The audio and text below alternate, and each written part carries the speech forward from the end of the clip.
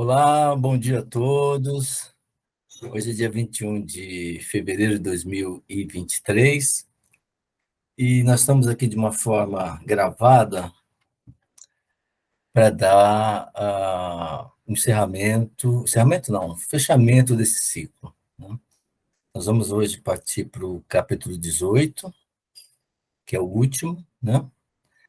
E, e assim, antes de passar a palavra para o Rubens e dar esse fechamento, eu gostaria de falar algumas palavras.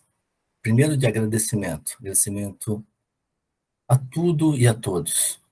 Agradecimento, em primeiro lugar, aos hierarcas, que de algum modo estiveram nos orientando, estiveram presentes, estiveram dando força para que esse trabalho tivesse chegado até aqui. Eu lembro que ele começou no dia 4 de agosto de 2020.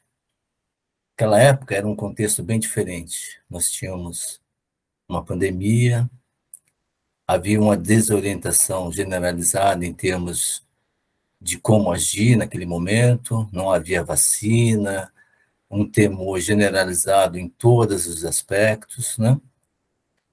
E o estudo da Gita, naquele momento, ele foi de extrema importância, nos orientando, nos guiando, nos dando força para que chegássemos até a próxima semana. E eu lembro também que a gente começou a estudar a Gita de 26 capítulos, a Gita Bhasya de Hansa Yogi, que é a da Suddharma Mandalam. Fizemos um ciclo completo desse estudo e no começo desse ano começamos o estudo da Gita mais tradicional de 18 capítulos, que se interligam e se complementam e são de uma forma, como você pode analisar, de muita integração entre elas. Não há divergência, só há convergência para o centro, para a verdade. E é isso que foi feito pelo Grupo GEM, e em especial pelo Rubens, que comandou todo esse estudo. Ele, de uma forma muito generosa, entregou tudo o que poderia ser entregue. E graças, a gente tem um material de altíssima qualidade técnica, foi entregue de todo o coração pelo Rubens e por todos os integrantes do grupo, e pelo qual eu agradeço. A gente sempre fala que esse grupo é como se fosse uma viagem de trem, né? Em que a gente começa uma estação com alguns passageiros, olhando a paisagem, uns param na estação, outros viriam, e tudo isso só enriqueceu todo esse trabalho. Cada vez um grupo tinha uma forma, tinha uma estrutura, e a gente foi se adaptando e foi passando. E a conclusão é que a gente está chegando na estação primeira, não é Mangueira, mas a estação. E que o que interessa? Que não, a viagem não terminou. É o começo de uma outra história. Apenas esse ciclo está se encerrando aqui. Estamos profundamente agradecidos a todos, a todos. Obviamente que o Rubens tem uma participação diferenciada porque comandou todo esse trabalho, com todo o seu estudo de mais de 40 anos estudando a Gita, com seus cursos de pós-graduação, etc, etc e tal, generosamente trouxe tudo que se podia fazer de coração. Para quê? Então, uma pessoa, um ser que queira efetivamente, de coração, estudar, se aprofundar, tanto na doutrina da Suddharma, quanto no estudo específico do Gita, tem aqui, em todo esse estudo que está gravado, tem tudo lá.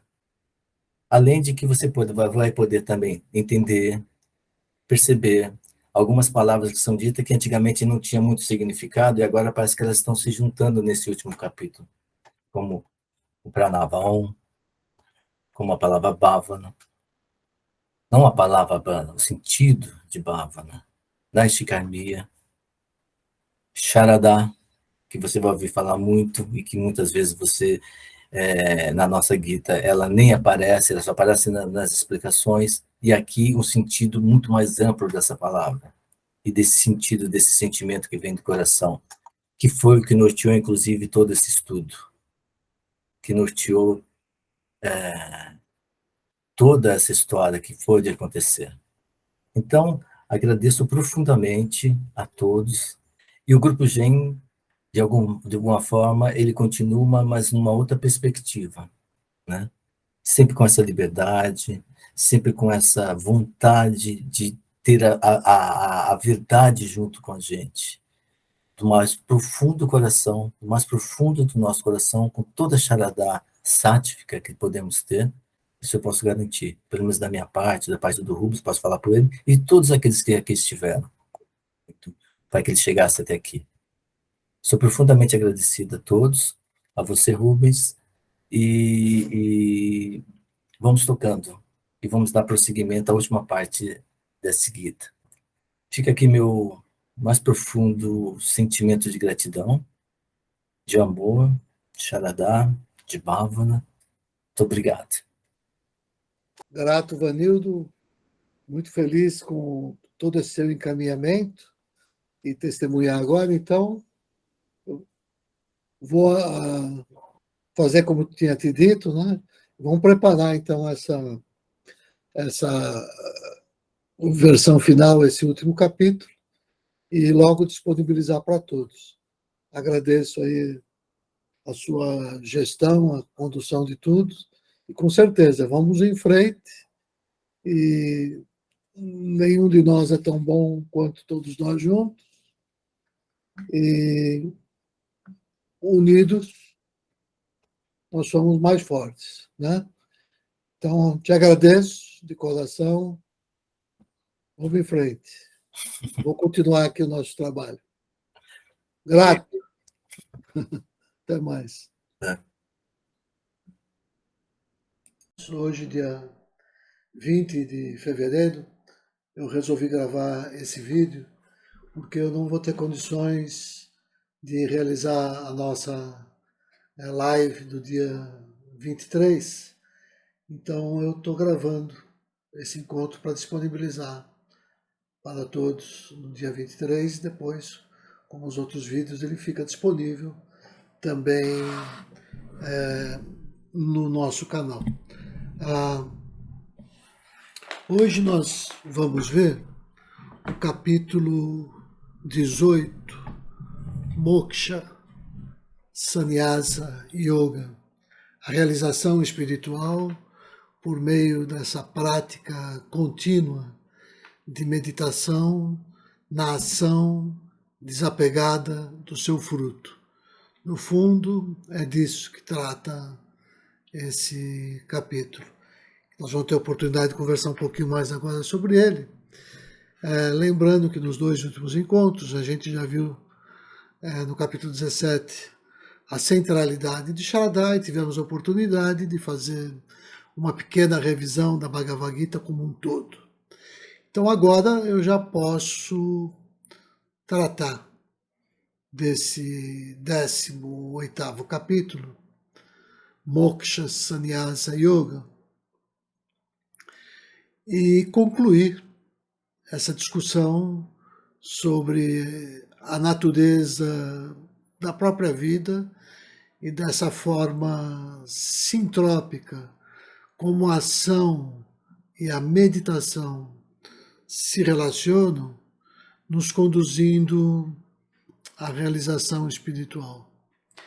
A gente vai ter a oportunidade de ver que o paradigmático verso 66 desse capítulo, ele sintetiza não apenas o capítulo como um todo, mas a própria Bhagavad Gita.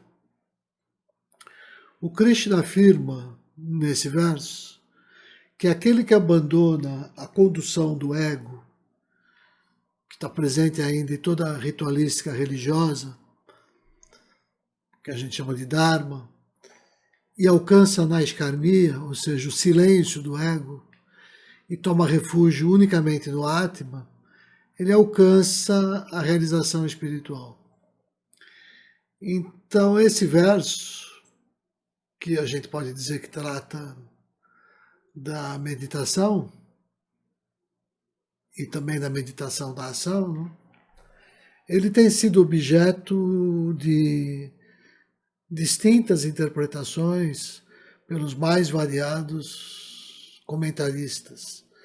Alguns, eles veem nesse capítulo sobre Sannyasa como se tratando da Sannyasa como renúncia, renúncia de desejos como uma condição necessária para a liberação.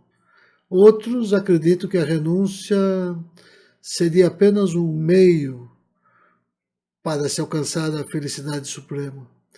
E há ainda um outro grupo de comentaristas, né, que acredita que exatamente esse verso ele se refere à renúncia de todas as ações. Por fim, ainda outro grupo que acredita que esse verso argumente a renúncia unicamente dos frutos das ações. Como a gente já teve oportunidade de ver ao longo de todo o texto, e conforme sinaliza o Shuddha Yoga, introduzido por Krishna na Bhagavad Gita, eu tendo a acreditar que esse verso revela essa forma sintrópica como a meditação e a ação se relacionam. E é isso que nos conduz à realização, como eu já havia dito, né? Então, por que eu estou reforçando isso? Porque apesar da extensa literatura disponível sobre esse tema, ainda não existe quase nada sobre esse entendimento da Bhagavad Gita como essa representação alegórica sobre a arte e a ciência da meditação que nós viemos enfatizando ao longo de todo o nosso estudo e como isso está bem tratado no nosso livro-blog, né? Então, não existe quase nada sobre esse olhar. E existe menos ainda sobre esse entendimento do caráter universalista, não sectário e não dogmático dessa alegoria do ser que revela a meditação como uma prática que não pertence exclusivamente a nenhuma denominação religiosa em particular. Então a novidade, a originalidade desse argumento que a gente foi desenvolvendo ao longo do nosso estudo decorre precisamente dessa tese de que o texto da Bhagavad Gita representa a alegoria mais perfeita e bem acabada da arte da ciência da meditação. E a gente sabe que dificilmente algum estudioso da Bhagavad Gita ousaria discordar que esse texto se constitui como um tratado sobre a meditação. Mas, ainda assim, de tão óbvia essa afirmação, né?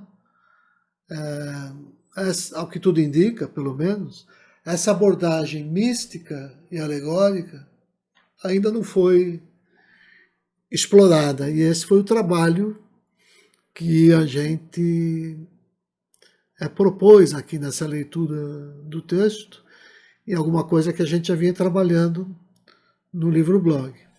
Então eu lembro que no capítulo 17, quando nós abordamos a sadhana, ou seja, quando a gente abordou essa disciplina metódica para se alcançar a meta,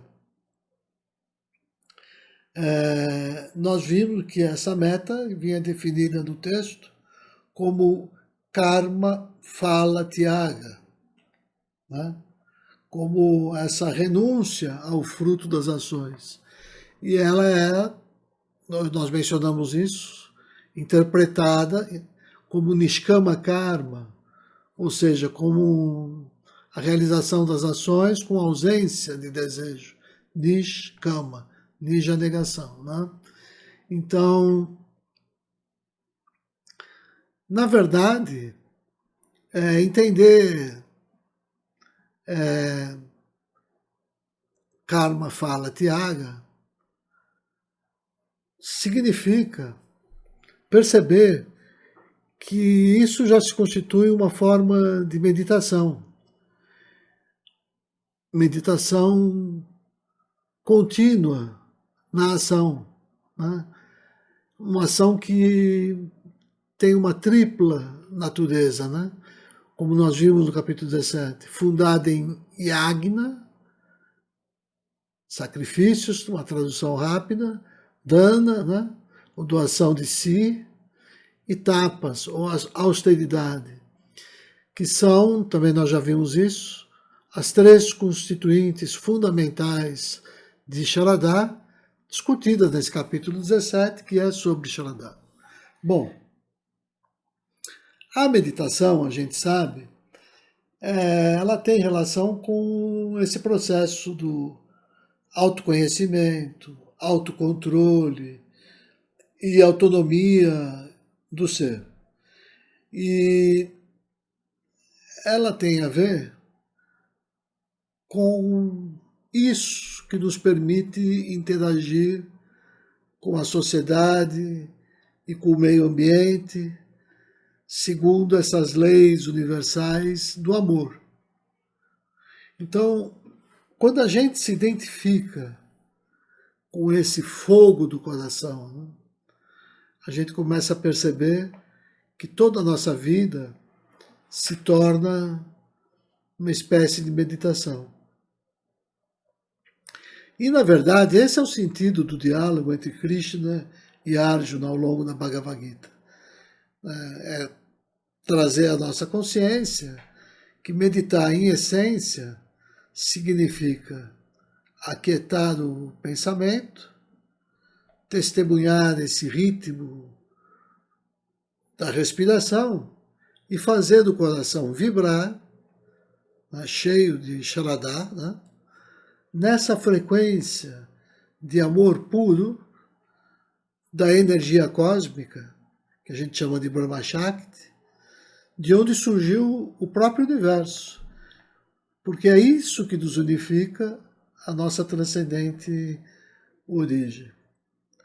Ou seja, quando eu penso nos praticantes das formas superiores de meditação, eu preciso lembrar que a marca característica, ou lakshana, desses praticantes é exatamente essa capacidade de agir de forma amorosa e altruísta, em conformidade com a consciência dialética da verdade, da justiça e da paz, que é capaz de nos fazer perceber a unidade na multiplicidade, harmonizando todos os contrários. Então, o yogi de mente disciplinada, ele sempre age no mundo harmonizando as posições contrárias, né? Que a gente chama de sankalpa, ou tese, e vikalpa, ou antítese, estabelecendo dessa forma novas sínteses, ou anukalpa. Então, dessa forma, o yogi avança na compreensão do simbolismo dialético do próprio Pranava 1, que é onde se oculta essa ciência do mundo e do ser. Né? Em sua busca de verdade, o yogi se aproxima dessa resposta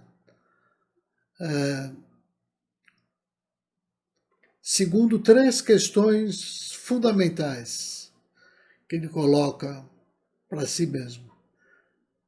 Primeira, o que é o ser? Segunda, como se pode alcançar o conhecimento verdadeiro sobre o ser? E terceira, como eu posso ter certeza sobre a verdade de qualquer afirmação relativa ao ser? Bom, na Bhagavad Gita, todo esse processo está associado à meditação. Porque meditar, nesse contexto, significa contemplar como o mundo se origina do ser, como o mundo o contém e está contido nele. E é exatamente esse o simbolismo associado ao Pranava Aum, o Om também, né? Então, e para a gente compreender isso, não é necessário pertencer a nenhuma instituição religiosa em particular, né? Basta que a gente avance na nossa prática de meditação. Então, nesse sentido que nos direciona para a iluminação, o que é a meditação? A gente sabe que não há consenso, nem é simples definir, né, de forma abrangente o que é meditação. Mas de forma breve, conforme nós tratamos ao longo de todo o nosso estudo, existe essa linha mestra, né, que nos sugere que meditar é algo que está relacionado com a nossa capacidade de aurir Sharadá. E o que é Sharadá? Sharadá é essa expressão tanto subjetiva como objetiva da nossa capacidade de manifestar essa amorosa luz do coração que nos orienta para a unidade, segundo um processo sintrópico, conhecido como Brahma Samipya, que é essa aproximação convergente à essência do ser. Ou seja, a meditação é algo que a gente desenvolve, que a gente aprimora, não apenas com a prática dessa ou daquela técnica, mas principalmente a partir da nossa própria reforma interior. Por quê? Porque no ser humano, essas emoções mais primitivas, como o medo e a raiva, elas competem com esses sentimentos mais nobres, né, e altruístas. Então, quando a gente renuncia a certos prazeres imediatos e quando a gente se esforça ao longo dos anos para alcançar um objetivo maior, como uma maestria em alguma arte ou em alguma área do conhecimento, né, o que acontece? A gente percebe que essa jornada nos faz avançar no caminho da busca do autoconhecimento e nos coloca em contato com essa nossa essência inata, mais altruísta, que promove o nosso desenvolvimento e faz com que a gente gradualmente se afaste dos comportamentos mais instintivos, característicos do reino animal. Então, esse é o sentido do diálogo entre Krishna e Arjuna, né? Os nossos mecanismos de recompensa são muito mais elaborados do que os dos outros mamíferos, né? Mas eles não são tão imediatos e nem estão associados unicamente à gratificação dos sentidos. Então essa é a chave para a gente entender aquilo que nos caracteriza como seres humanos com a capacidade de meditar. Meditar é entendido nesse sentido como essa prática sintrópica, totalmente revelada na Bhagavad Gita, e que já tinha sido objeto de discussão em vários textos anteriores à Bhagavad Gita, em várias Upanishads, e outros textos, sutras, como Yoga Sutra de Patanjali, ou nos vários textos oferecidos pelo budismo. No entanto, é o nosso argumento, sempre de uma forma preliminar, não na forma integral, como se dá na Bhagavad Gita. Esse foi o argumento ao longo de todo o nosso estudo do texto. Né? Ou seja, a essência da ciência da meditação, como nós vimos no capítulo anterior, está sintetizada nos versos 23 a 28 do capítulo 17. Foi assim que a gente terminou o último encontro. Né? Lembrando que no verso 23, a gente tem aquela expressão Om Tat Sat, que significa Om, isto, Tat é a verdade, Sat. Mas isso também representa os 3 meios de acesso para Brahman e corresponde aos 3 níveis da prática de meditação. Meditação transcendental, o Shuddha Dhyana, que equivale ao Om, a Saguna Dhyana, que é isto, que nos remete à divindade com forma, e Sat, que é a realidade, que é a verdade, que nos remete à Nirguna Dhyana, como nós já vimos. Se eu fosse falar ainda um pouco do capítulo 17, para lembrar o que a gente vai olhar agora no capítulo 18, eu ia me referir ao verso 24, que esclarece essa natureza de quem pratica a meditação. Né? Aliás, não só o 24, como eu mencionei, o 25, que trata da Saguna Dhyana, o 26, que trata da Nirguna Dhyana, e os versos 27 e 28, que vão definir as condições necessárias para a prática de meditação, ou seja, firmeza na internalização dos rituais, na postura austera e no cultivo da compaixão, ou seja, conforme Yagna, Dana e Tapas, né? Bem como no desempenho de todas as atividades relacionadas à meta suprema. E está dada aí também a condição sine qua non, que é o desenvolvimento de Shaladhar, essa bússola interior que acompanha esse nosso movimento de aproximação à verdade, né, por meio do amor, que vai então iluminando a razão e fazendo da nossa praxis uma espécie de meditação.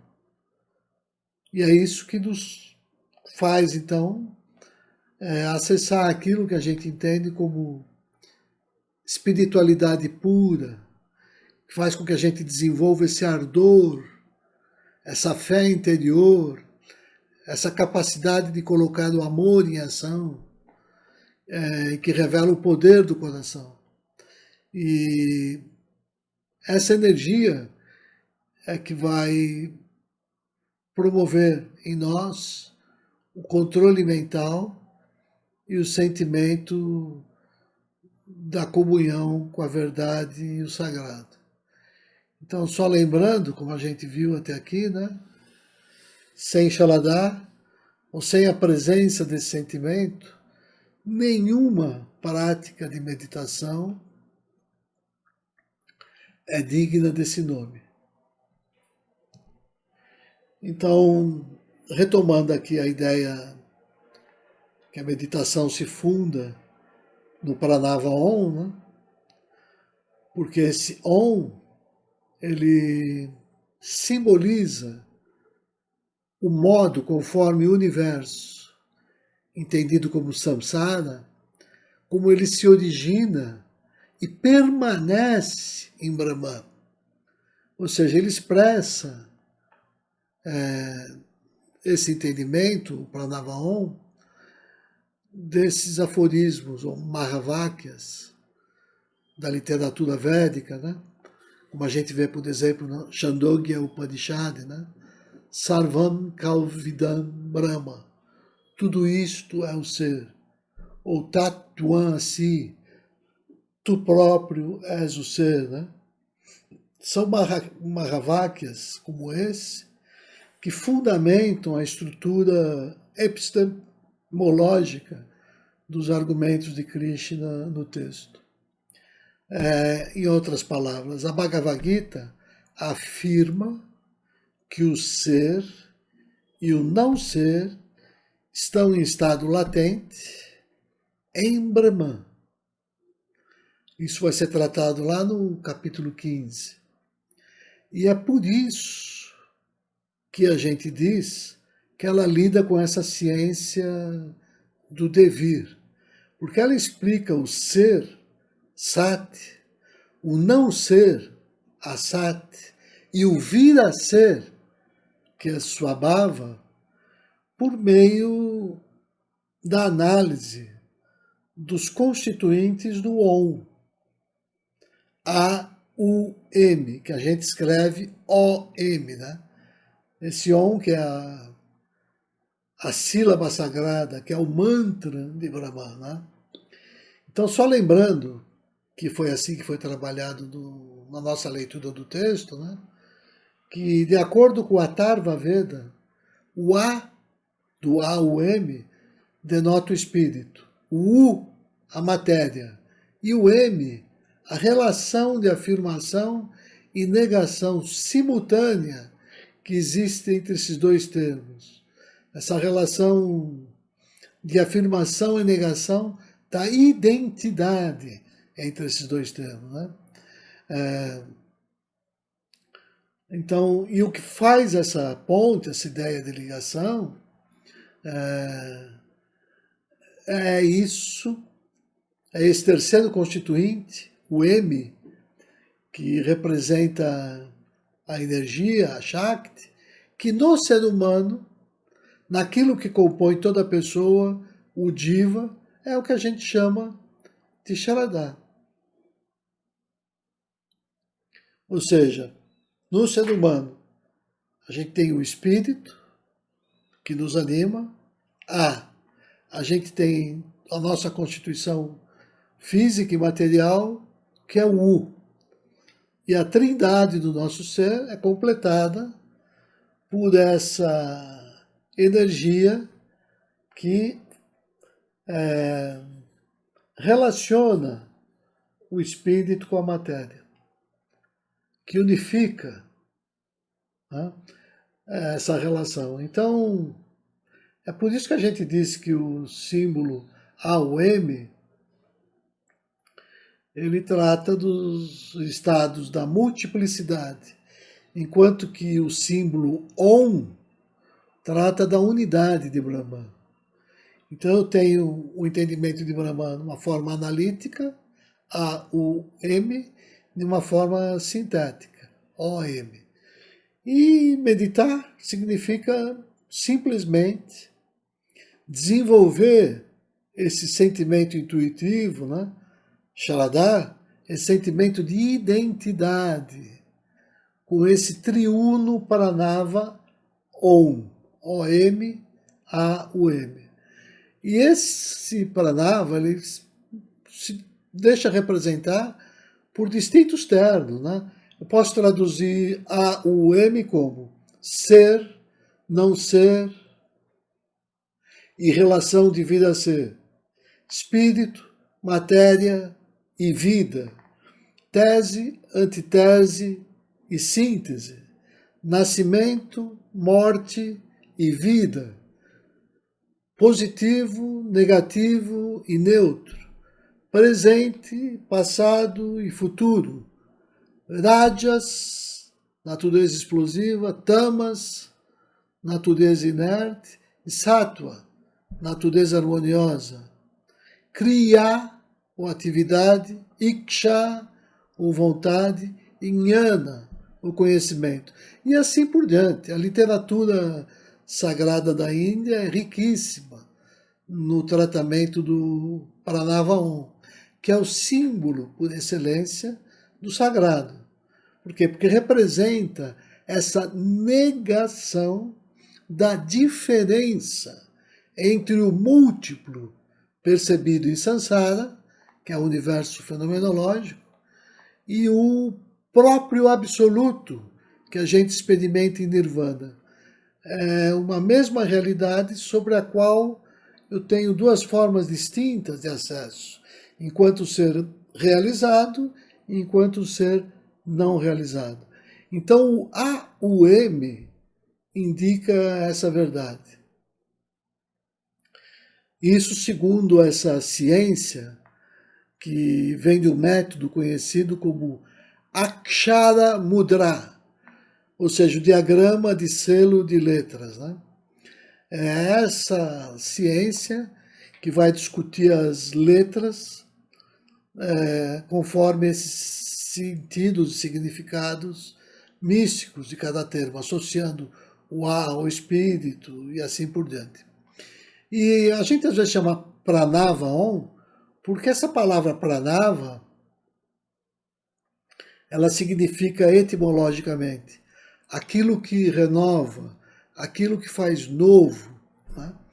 Então, isso aqui é o Om, né? Aquilo que atualiza o nosso ser.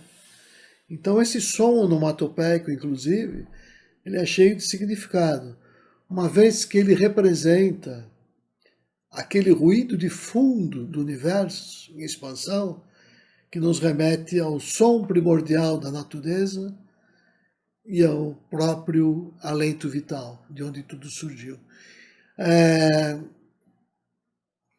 Pode parecer que o capítulo 18 está um pouco distante de todo esse preâmbulo que aqui foi feito em torno desse entendimento do Om e da arte da ciência da meditação, que é o tema do texto da Bhagavad Gita como um todo.